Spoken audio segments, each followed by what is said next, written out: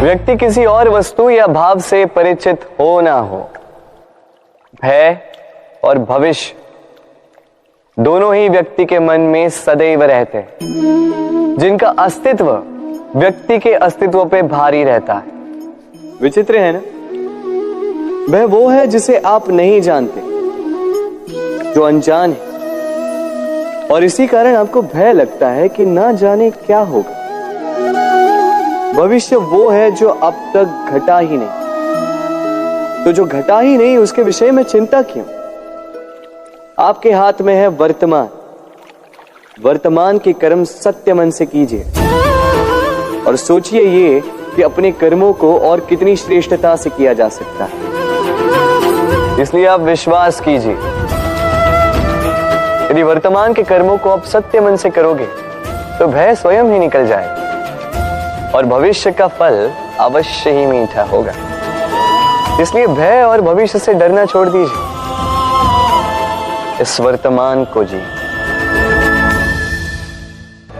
जीवन में हम कई लोगों से मिलते हैं। आप भी ऐसे कई लोगों से मिले होंगे जिन्होंने स्वयं को असफल मान लिया, निराश हो चुके, जिन्होंने ये स्वीकार कर लिया है कि इस जीवन में उनसे कोई कार्य हो ही नहीं पाएगा, वो कुछ कर ही नहीं सकते, किसी कार्य के वो योग्य ही नहीं। किंतु ऐसा नहीं, इस संसार में ऐसा कुछ भी नहीं है जो योग्य नहीं है। कोई ऐसा अक्षर नहीं है जो किसी मंत्र का भाग ना, कोई ऐसी जड़ी बूटी नहीं है जो औषधि ना, कोई ऐसा विष नहीं है जो समय आने पर अमृत ना बन जाए। और इसी प्रकार कोई व्यक्ति अयोग्य नहीं होता, उसे अयोग्य बनाती है उसकी सोच। इसलिए स्वयं को जानो, जान जाओगे कि आप क्या हो। अपने अंतर मन को जगाएं।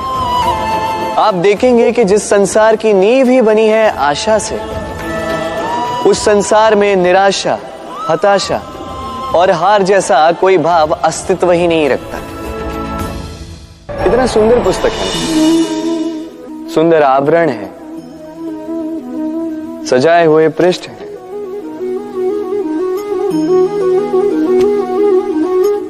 किंतु क्या ये सत्य में अद्भुत पुस्तक कहलाने की पात्र है? क्या इसमें जो लिखा है वो सत्य है, प्रेरणादायी है, हमारे लिए मूल्यवान है? कैसे निश्चय लिया जाए इस बात का? अब आप सोचेंगे कि सीधी सी बात है, आवरण को देख के पुस्तक की गुणवत्ता कैसे जानी जा सकती? इसके लिए तो आपको उसे पढ़ना होगा, उसे समझना होगा, समय देना होगा, है ना? बिल्कुल उचित सोच रहे हैं आप। बस आश्चर्य की बात यह है कि पुस्तक के विषय में आप ये सारी बातें जानते हैं, किंतु किसी व्यक्ति के विषय में आप ये सारी बातें मन में नहीं लाते। व्यक्ति का मूल्यांकन भी उसके वस्त्रों से, उसके शारीरिक रूप से या उसकी सुंदरता से नहीं किया जा सकता। उसके लिए आपको उस व्यक्ति को पढ़ना होगा, उसे समझना होगा, उसे समय देना होगा। पर हम क्या करते हैं? पहनावे, रंग, सुंदरता को देखकर आकर्षित हो जाते हैं, उसे प्रेम समझ बैठते हैं और आए दिन कोई ना कोई ये कहते सुनाई देता है कि उसकी प्रेम कहानी सफल नहीं हो पाई, उसे छल मिला।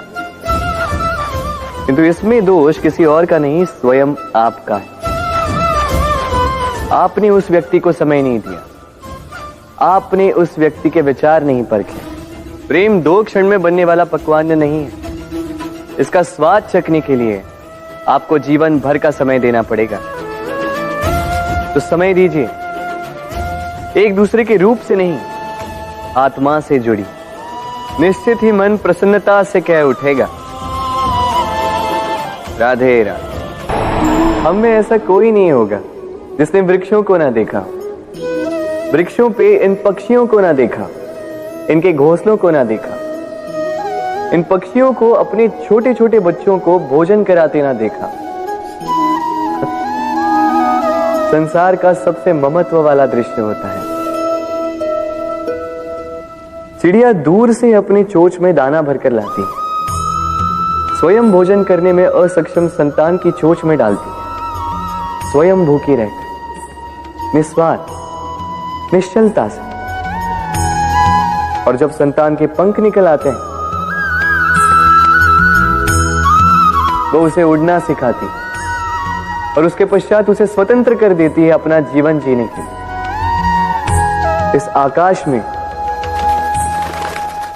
उड़ान भरने के लिए। और हम मनुष्य क्या करते हैं? जिस संतान को हम पंछी की भांति पालते हैं, उसके पंख निकलते ही हम उसे बांध देते हैं, ये सोच के कि कहीं वो दूर उड़कर न चली जाए। ऐसा नहीं कि इस स्थिति में माता पिता को संतान से प्रेम नहीं है, अवश्य है, किंतु इसमें प्रेम पर मोह भारी पड़ जाता है, जो स्वयं अपने और संतान के भविष्य के बीच में बाधा बन जाता है। हम ये भूल जाते हैं कि हम केवल जन्मदाता हैं, भाग्य विधाता नहीं। तो जब प्रेम में मोह आ जाए तो वो प्रेम नहीं, स्वार्थ बन जाता है। इसलिए प्रेम को पास रखिए और मोह को दूर, क्योंकि जिससे प्रेम करते हैं उसका विकास नहीं रोका करते। प्रेम संसार का सबसे पवित्र बंधन है, पर सच पूछो तो ये बंधन से मुक्ति है, स्वतंत्रता है।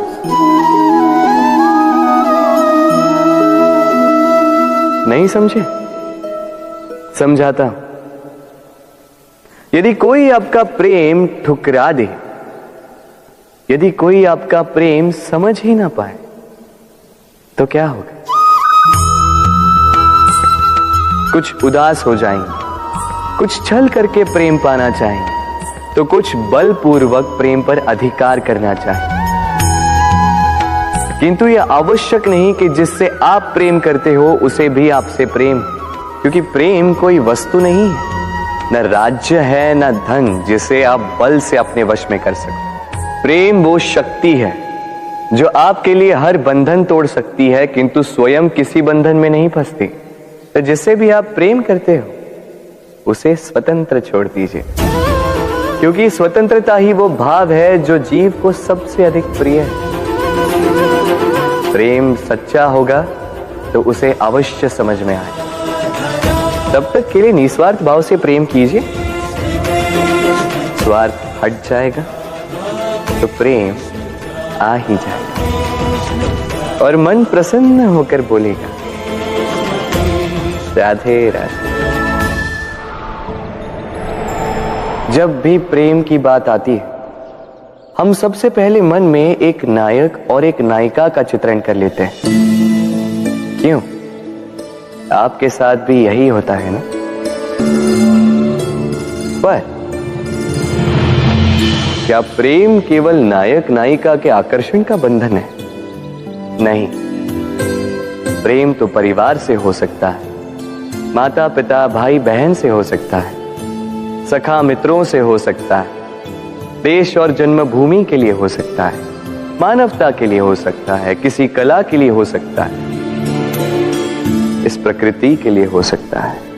पर प्रेम कभी उस पन्ने पर लिखा ही नहीं जा सकता जिस पर पहले ही बहुत कुछ लिखा, जैसे एक भरी मटकी में और पानी आ ही नहीं सकता।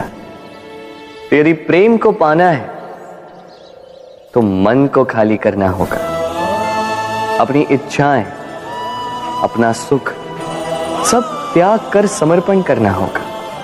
अपने मन से व्यापार हटा दो, तभी प्यार मिलेगा। और मन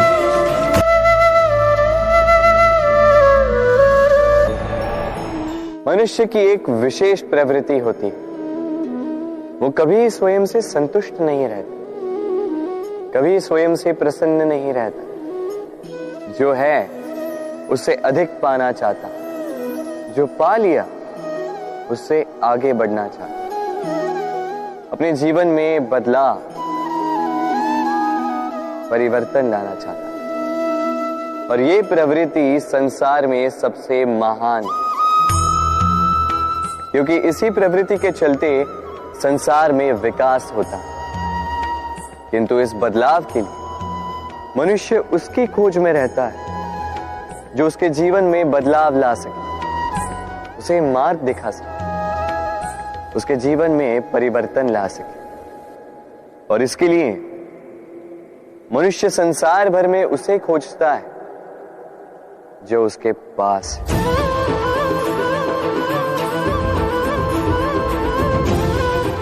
बताइए कौन?